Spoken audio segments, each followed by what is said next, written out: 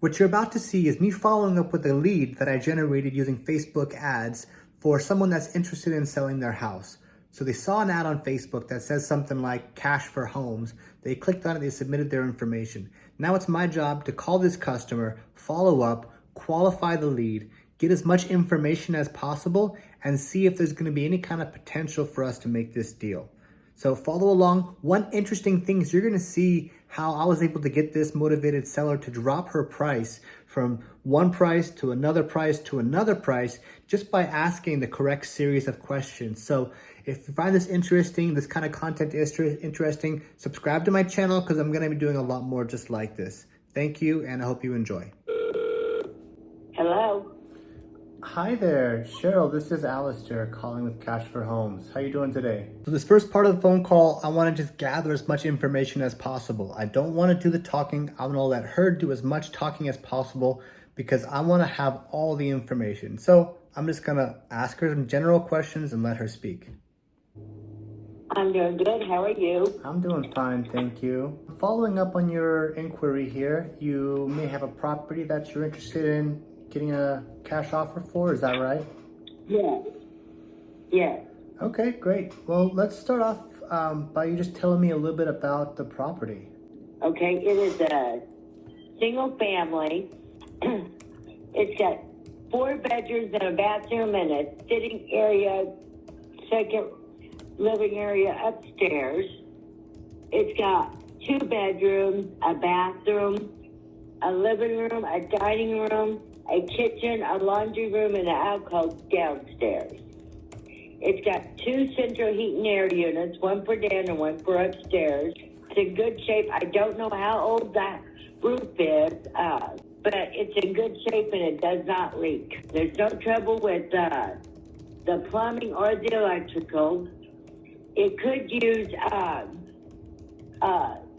the walls downstairs to be repainted because the people that had it before me had a horrible idea. Anybody paint the wall pink with gray trim. Sorry, but that's just an example. Okay. And it's got hardwood floors, and somebody thought it was a good idea to paint the original hardwood floors. Okay. So it kind of needs stripped down and redone. Got it. But they're in good shape. And it's got siding on the outside. What else do you need to know? So no major repairs that you know of, right? No. Can you tell me about what's got you interested in selling the property? This part of the call is very important. It's where I dig into the motivation. Why is she interested in selling it? This is going to play a big role in how much I'm going to be able to offer her because I need to know how motivated and how desperate this person is in order to get rid of this house. I want to relocate closer to family. Okay. I bought the house 14 months ago. I should never have bought a 2-story, and I should not have bought one this far from family. I see. My car broke down 2 weeks ago, and I was stranded, and me and 2 of my daughters had to walk to the store and back. Oh no. How far is it to the nearest town? This question I just asked, how far is it to the nearest town, is important because I want to find out, is she in a major metropolitan area? Because these more rural areas tend to not have as many cash buyers available. So if she's really close to a big town, then I'm going to have an easier time selling it. If it's more rural and really far from the nearest town, it's going to be trickier to find an investor and buyer. It's on the edge of town. Okima is the town. Okay, so it's kind of in the town, right? Just a little bit on the edge. Yes, it's just on the edge. Okay. School bus takes the kids up and drops them off at the corner of the yard. Okay, gotcha. Is it currently listed for sale? Yes, I have it listed for sale by owner. No, it is not listed with the realtor, if that's what you're asking.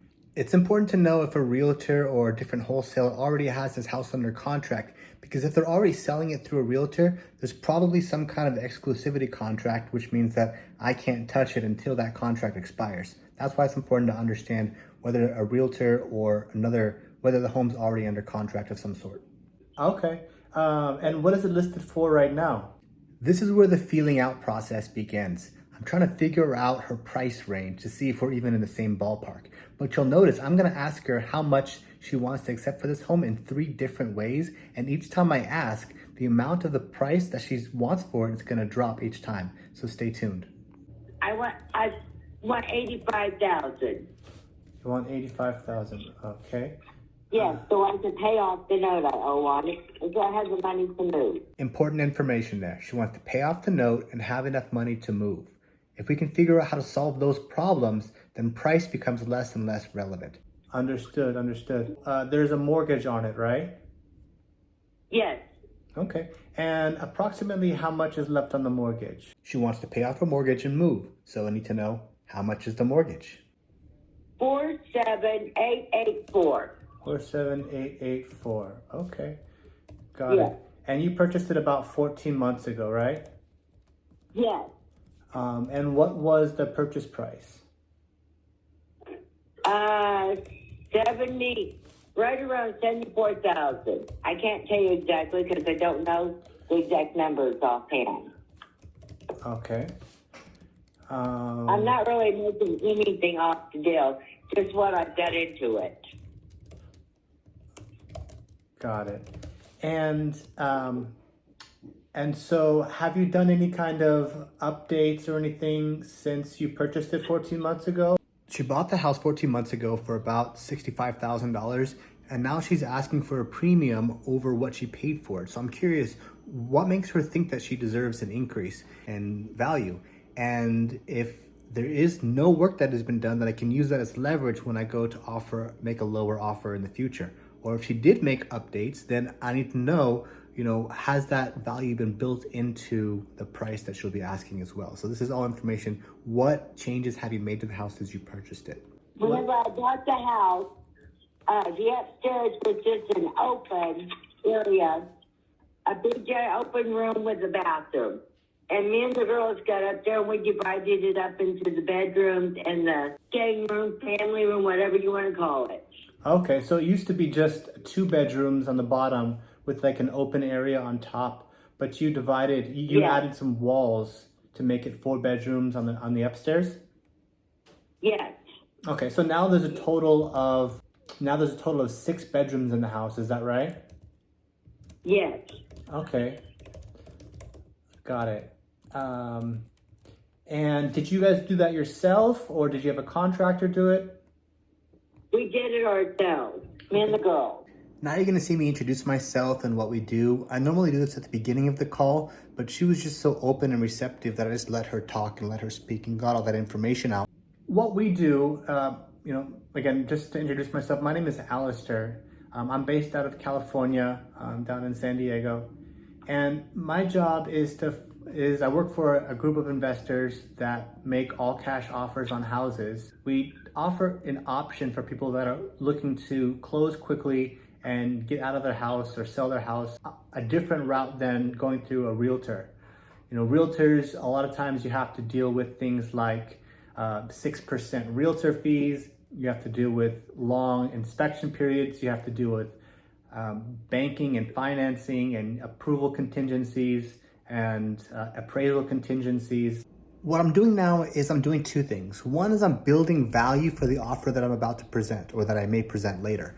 The value is that we can close easily. We don't have realtor fees. We don't have these contingencies that you normally may have to go through. We can close a lot quicker. So all those things are value, things that people might value and be willing to sell their home for a lower price. The second thing I'm doing is I'm letting her know that I represent a group of investors. So if we purchase this house, the objective would be to have a return on that investment, which means that we're not a retail buyer. We are buying it in order to make money. So that also is going to have an influence on the price. I'm kind of planting those seeds in her mind. And the process can, be drawn out and often have risk because people can drop out at the last minute. And again, that 6% of those fees that you have to pay that comes right off the top. So there's a lot of reasons why someone would want to use a company like ours to sell their house.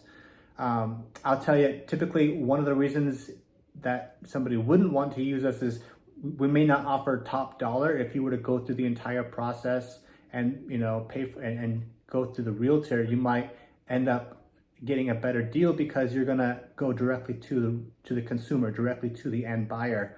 whereas our investors are looking to purchase property and as an investment in order to make money on them. So they may fix them up.